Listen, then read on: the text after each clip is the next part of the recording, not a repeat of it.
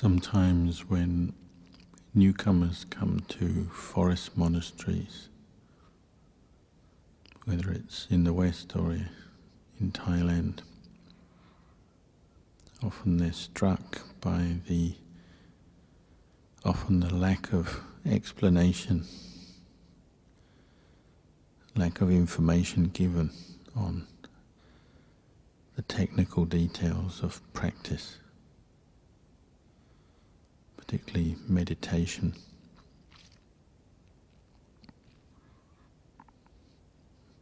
Often there's a bit of culture shock, because our culture more and more is based around information, learning, absorbing data, information, being able to communicate that to others in different ways.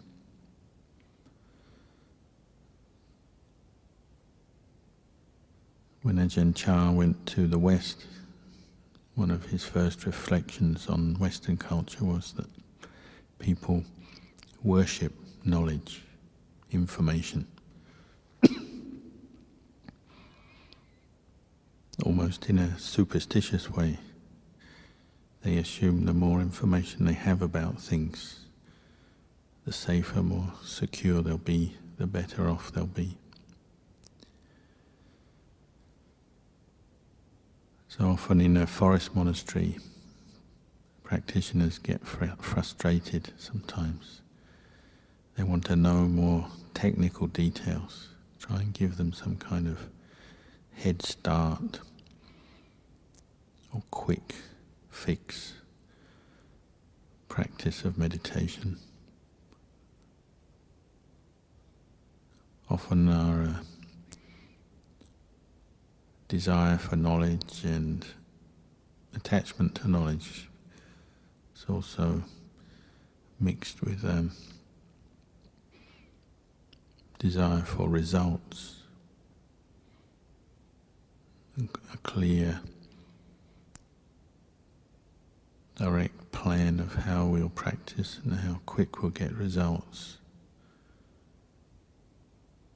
Again, this is almost like something superstitious that we just build up plans in our mind, ideas, imagination, based on what knowledge we have, and we try and assess it, try and work out how long it would take for us to crack samadhi or gain some kind of insight, gain some tangible progress in the practice. We often give ourselves time limits. In practice, it just adds to our problems. Start to put pressure on ourselves, and again, just get caught up in the imagination, comparing, planning, and often laying the ground for disappointment, despair, discouragement.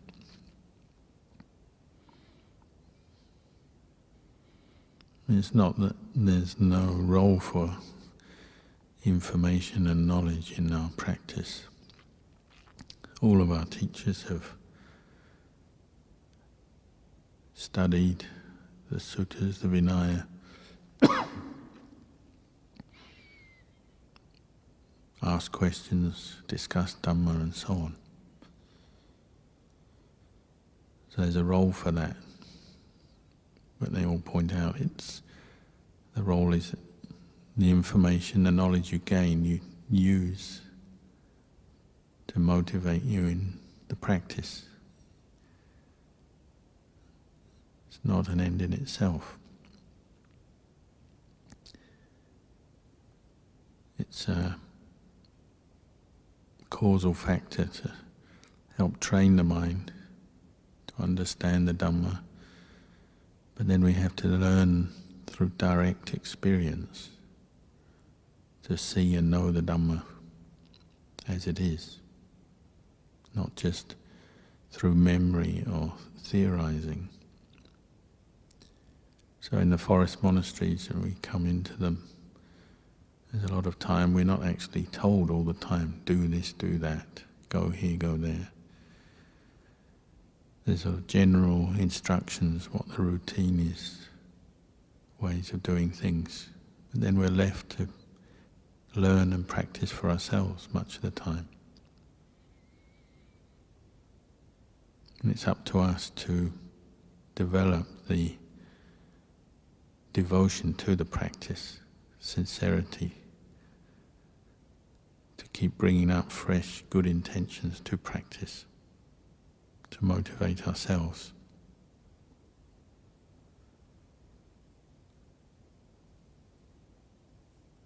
We also have to make the link or the jump between the theoretical knowledge and the direct knowledge that comes through this training. And when you become a bhikkhu in the early days, often a lot of your time is just spent up with simple, obvious tasks like learning to wear your robe so it doesn't fall off your shoulder all the time.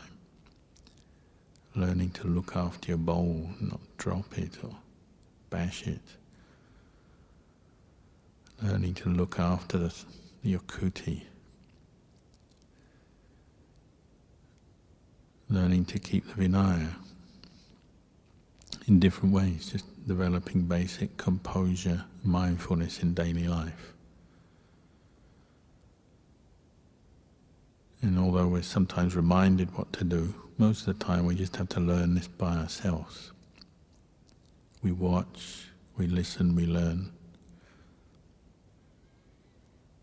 But over time you might appreciate how this actually brings up mindful awareness, clear comprehension, and develops some initial wisdom, direct knowledge of one's own body and mind as it is in the present moment, mindfulness in daily life.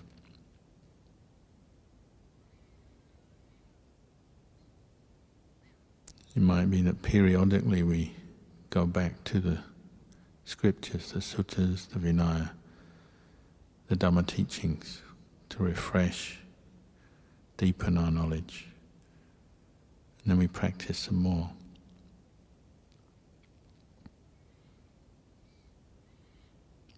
It's not necessarily wrong to ask questions or read books or discuss Dhamma, but we also have to over time reflect on whether it's actually leading us to more peace, more understanding. Or sometimes it can even lead to more doubt, misunderstanding, conflict in our own minds. So we have to be honest and look, see what the results of all of this is. We have to have the patience to keep learning these basic things, how to not always follow our moods. So we get up in the morning, we come to meetings, we do things according to the Vinaya, according to the rules of the monastery. But all the time we're developing awareness and mindfulness of our own state of mind. We're looking and we're learning.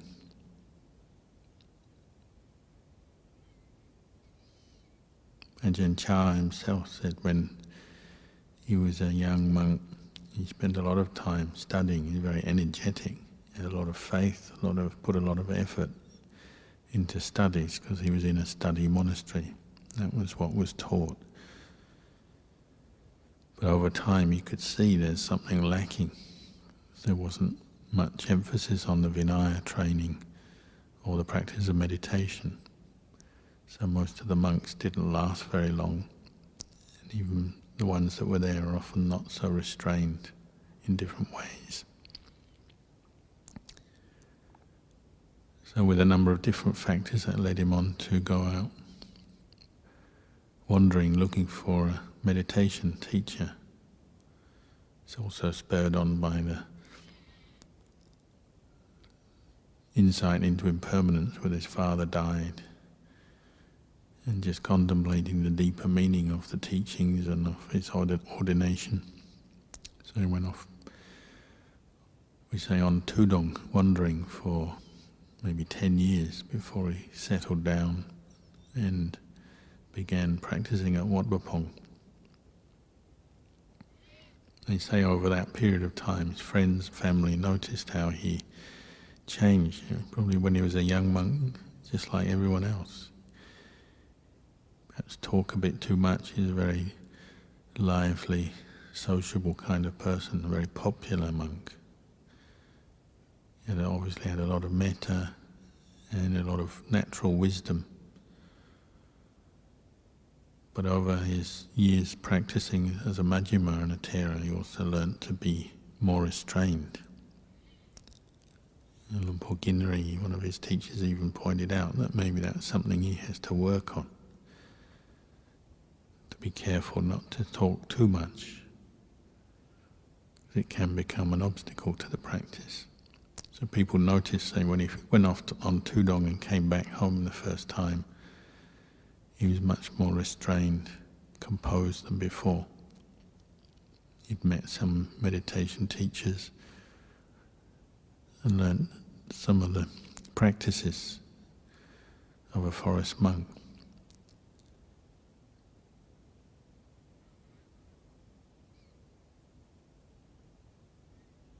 Obviously, if we're only in a monastery for a short time, well, we'll definitely gain something from the experience.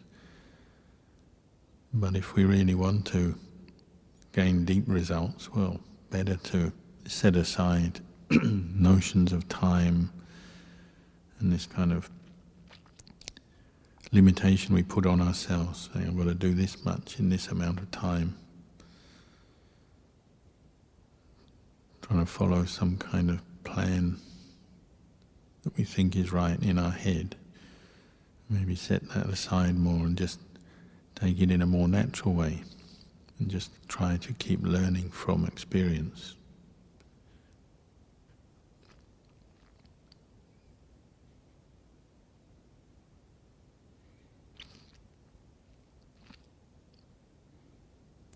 That famous teacher who died yesterday, Luang Por Kun, some of his reflections, people often like to ask him because they knew he was a good meditator.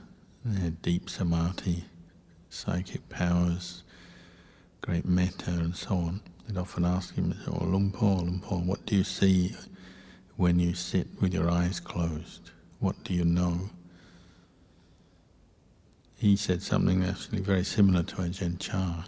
He said, I actually learn from when my eyes are open.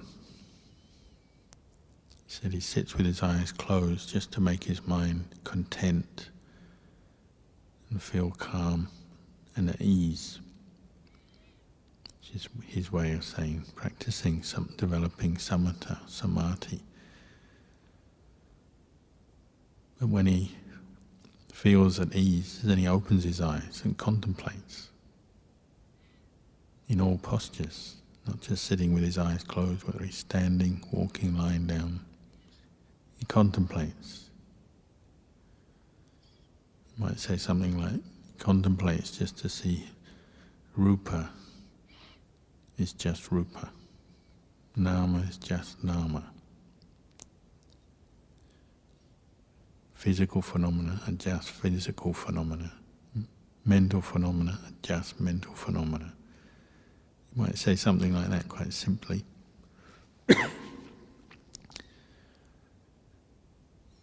Using the mindfulness, the steadiness of mind from his meditation to contemplate the nature of phenomena.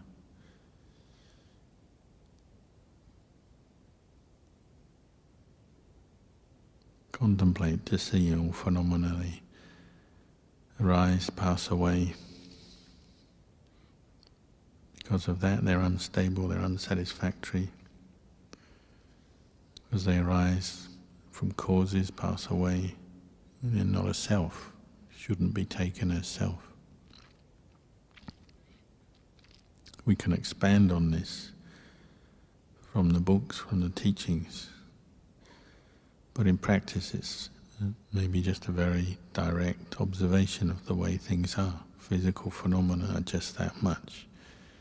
Mental phenomena, just that much. As we're practicing, we're learning to bring the mind to see truth, know truth directly. We're breaking through our delusions, wrong perceptions, wrong grasp of the truth. Sometimes you'd say in very simple terms like that when talking about the four foundations of mindfulness. When you contemplate the body, just contemplate to see the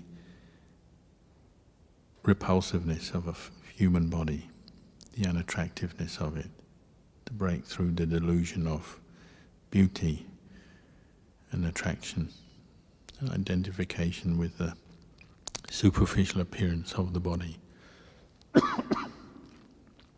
Keep contemplating to see the unattractiveness of it and break that delusion with mindfulness, with insight. When contemplating Vedana, just contemplate to see the dukkha, the suffering of Vedana. Even pleasure, pleasant feeling, is a cause for suffering because it causes desire and attachment, but it doesn't last. So we're constantly chasing after pleasant feelings that can never satisfy us. Painful feelings are obviously dukkha, but all feeling is conditioned, it changes, it's not reliable, it cannot give us lasting peace, happiness.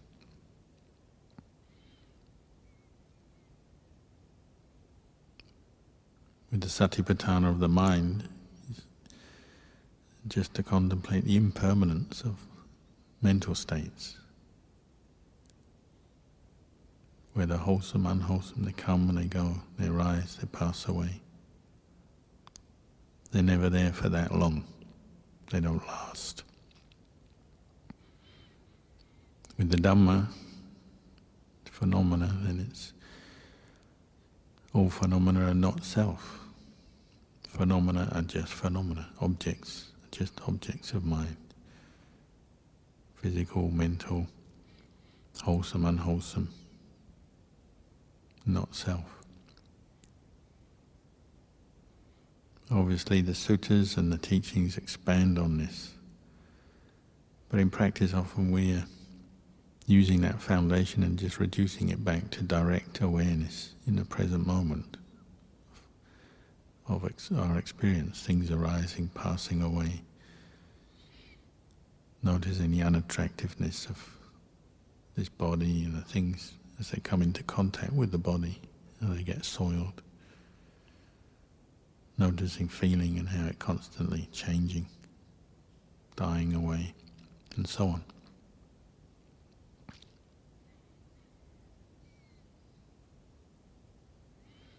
Ajahn used to say we practice, in the end you can't really separate samatha and vipassana as you practice. They're two sides of the same thing.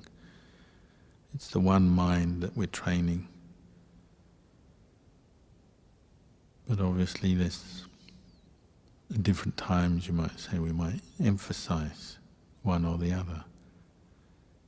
So generally the pattern is we're developing mindfulness in all four postures, and then particularly in sitting and walking meditation we're developing continuous mindfulness, so that sense of calm, stillness, contentment is there. And mind becomes firmer to develop into samadhi. And then we contemplate. And they'd ask Ajahn Chah, well, when should we contemplate? Well, when your mind's peaceful, he'd answer. If it's peaceful enough, then contemplate. As you're contemplating, if the mind starts to get lost again in its moods, mental states, different sensations, feelings coming up, if it gets lost, well, come back to basic mindfulness practice, back to developing samatha. If the mind's not calm, then you can't see anything, you can't contemplate. So we tend to have this dynamic back and forth, calming the mind, contemplating, calming the mind, contemplating.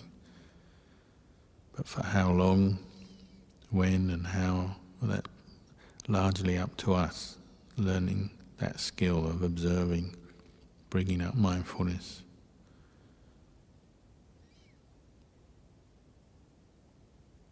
Often the books and the knowledge can't help that much as we're practicing. We have to also just look at what's going on right now from moment to moment. Is the mind peaceful or not? Where is the mind? Often it's drifting off into sleepiness or mental proliferation.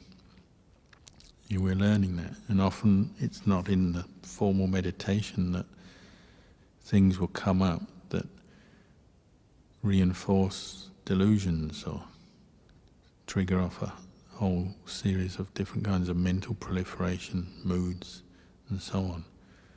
It's often in what we call daily life that things happen. So we have to be on our guard, practicing all the time. It's not just when we're formally sitting, walking, necessarily that insight arises, or that we direct our mind to bring up mindfulness. Again, if you look at the lives of the many teachers that we're fortunate enough to have and know about, often important moments in their practice came not always when they were sitting or walking meditation. It could be when different situations arose that challenged them or tempted them or provoked them in some way, and they would see through some delusion or see some kilesa arising and manage to contemplate it, see it as anicca, dukkha, anatta, and abandon it.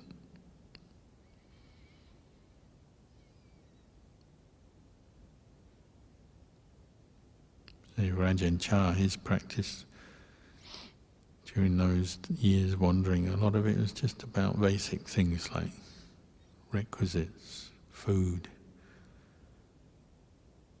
in dealing with feelings of loneliness, homesickness, dealing with illness when often not much medication, medical help available, learning to be very patient with weather conditions, hot, cold, wet, dry. All very ordinary stuff, but it's the food for contemplation. But to contemplate things and see them as Dhamma, then we also have to develop this ability to maintain mindfulness in all postures, contemplate, then go back to developing mindfulness, maintaining mindfulness, contemplate, back and forth like this.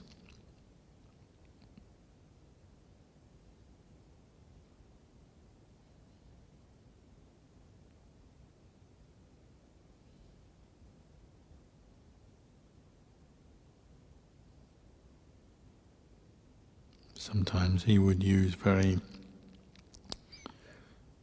ordinary experiences. Like say when he was ill, feeling sorry for himself. Obviously he had a lot of dukkha vedana, not sure what to do, but just seeing a deer walk past and realizing, well, animals don't have doctors and hospitals, and they can manage. Maybe he could manage, because at that time he didn't have access to medical help when he was ill. Just enough to inspire him to be more patient and carry on at a time when he's probably very disillusioned, worn out. Other times he had to be on his guard for kilesa and desire for, because he could speak well, the desire for getting popular with lay people, wanting to have lay supporters, people looking after him, people taking an interest in him. He could see that was a problem. So particularly when he was staying in Ayutthaya, central Thailand, a lot of people would come to see him, listen to the Dhamma. He could see himself enjoying that scenario. So he made a clear plan to leave the monastery. He stayed, Chai Mongkon. Was there, I think, 2 vasas. But he also saw this, he needs to move on because he's still forming attachment to people and to that being a teacher. He wasn't quite ready to settle down and be a teacher yet. It's the famous story of the one more wealthy lady who really became infatuated with him, wanted to come and listen to Dhamma every day, make offerings to him. At the end of Vasa, wanted to take him on a trip to see other monasteries, other teachers, because Ajahn Chah did like to visit teachers. She wanted to hire a car and take him off. But you could also see it's almost like she wanted to own him. It was a very good offer that she made to take him, sort of sponsor this trip. But at the same time, you could see if he gave in to that, he'd lose something, some of his own equanimity, aloofness. He'd be giving in to a kilesa. So he thought, well, that's more important than giving in to the offer from the layperson. So he refused. And he'd been teaching the lady for quite a while, so got to know her. So she was a bit confused, disappointed. Why has he refused this offer? She knew he wanted to go to different monasteries.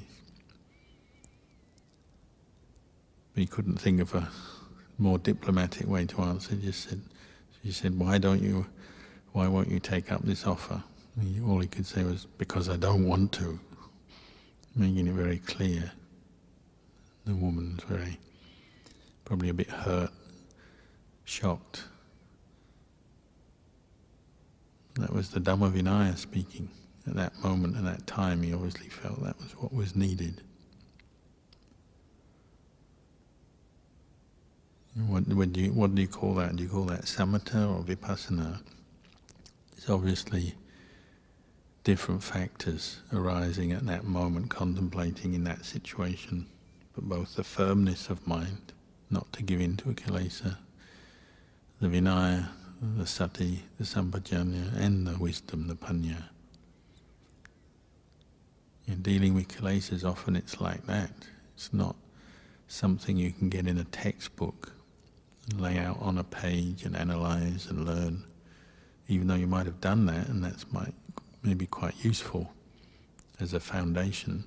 But in the actual course of the practice, the textbook won't be open at that moment when different kilesas arise. It has to be sati, sampajanya and panya, helping each other, sorting out what the right solution is to a problem, a particular delusion or attachment that's arisen.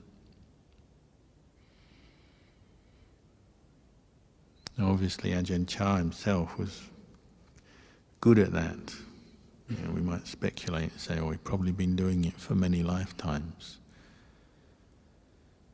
And just going on what we know from this lifetime, well, he obviously was very good because he's very dedicated to the training, to practicing, training his mind to give up kilesas, greed, anger, delusion in all its forms.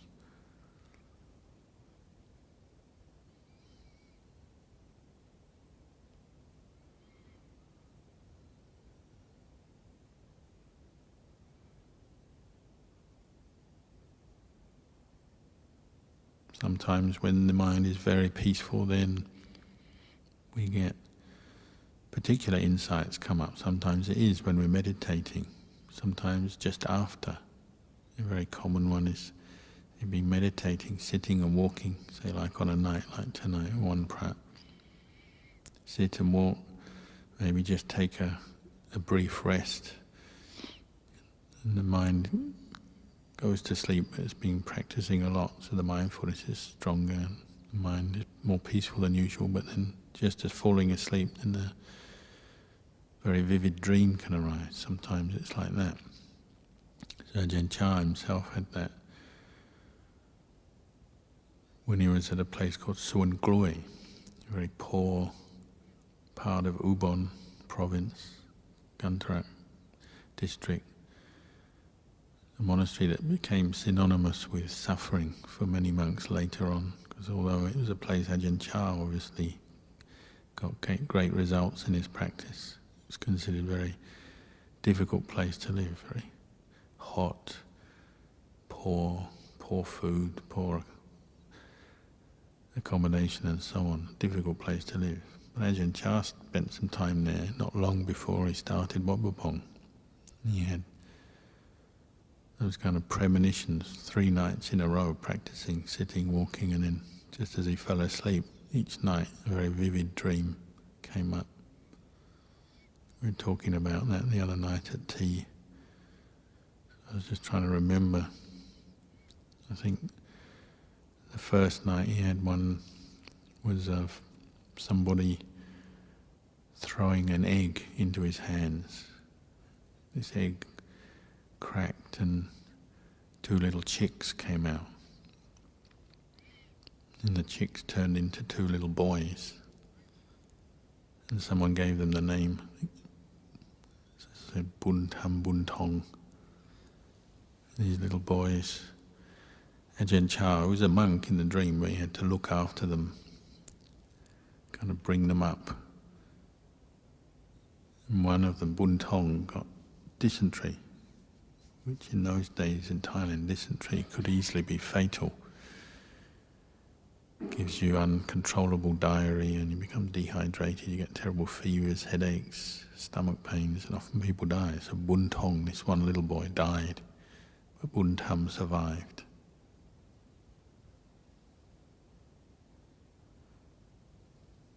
He said that dream had great significance for him. It's not long before he started Wat Pah Pong. He never explained to anyone else exactly what he thought it meant. He said it was very significant. The next night he had a dream.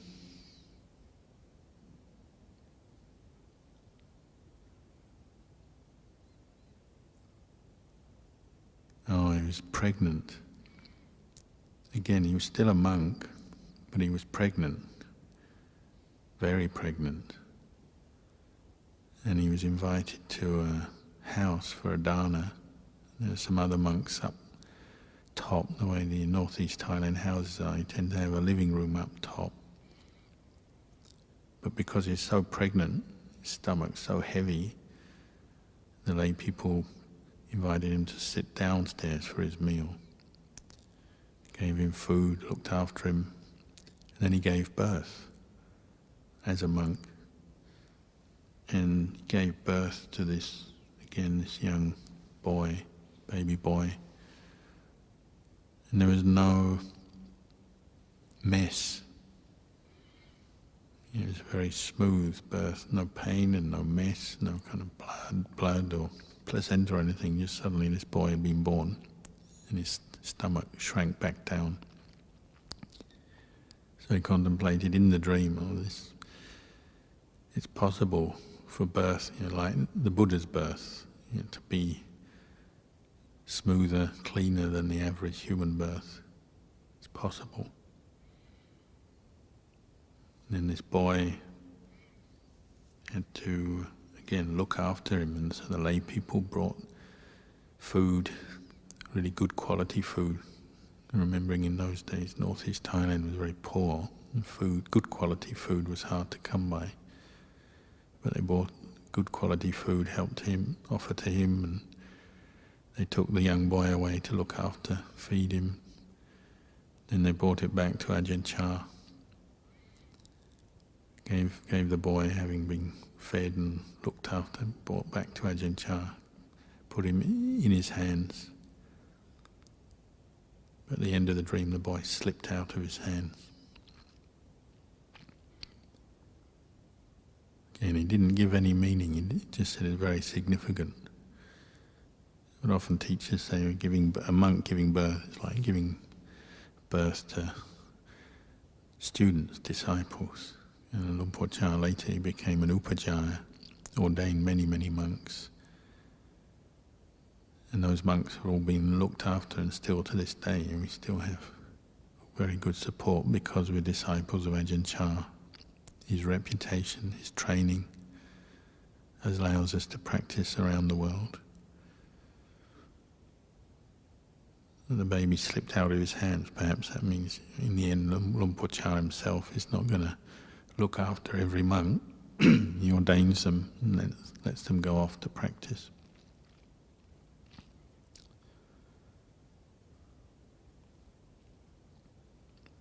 The last dream, I think, was the third night in a row. He had a dream. He went up on a beautiful mountain top. He had a novice monk in attendance, and they went up to the top of this mountain, very steep, very high, and it was a very beautiful, peaceful, serene place up.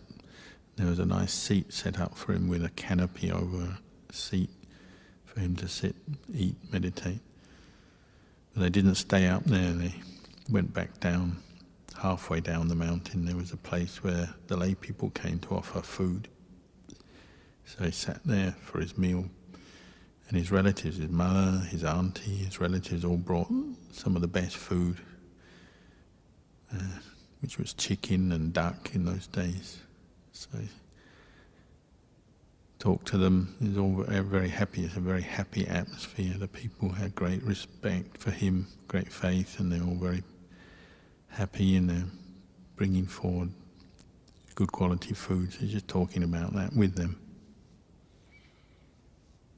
Again, he never explained exactly what the meaning of this dream was, just that it's very significant for him. Sometimes they compare the top of the mountain with Nibbana, reaching Nibbana.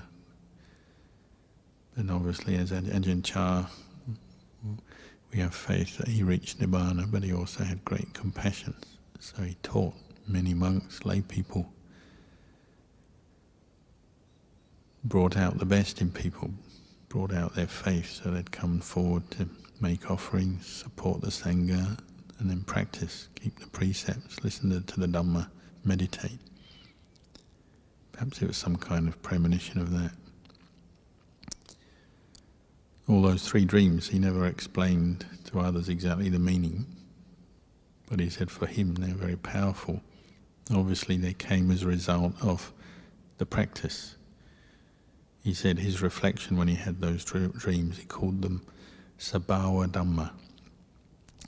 Sabhava means just that which exists in nature, phenomena, essence. So the essence of the truth or nature. It's his way of speaking in a way, it's saying they're not self, so it's not like sense of self formed in his mind about these dreams, that he's some kind of something special, or somebody with a lot of merit or anything like that. He obviously is the clarity of his insight, the stillness of his mind, and he can contemplate the dreams without any bias or attachment. I just said they're just Sabhava Dhamma. So sometimes in the practice, when we're meditating or even falling asleep, Sabhava Dhamma can arise.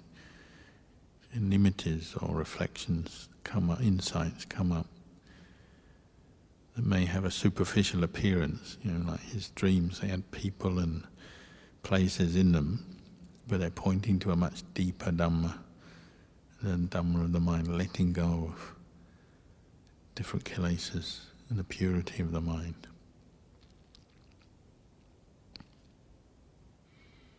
But obviously these are things that happen through causes and conditions. They're not something you can force. Again, it's not something you can read or theorize and discuss and then make happen in your mind, in your practice.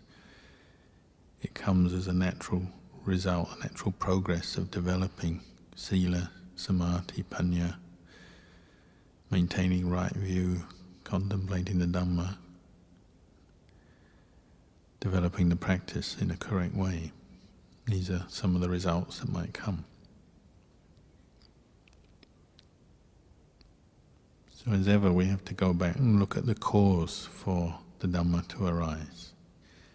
We have to be the one creating the causes and the conditions for the Dhamma to arise. We have to put effort into our own practice of the Vinaya, developing mindfulness, learning to meditate, learning to compose ourselves, contemplate, the Dhamma.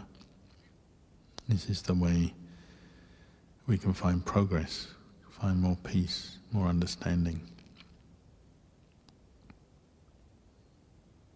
So I'll leave you with these reflections tonight.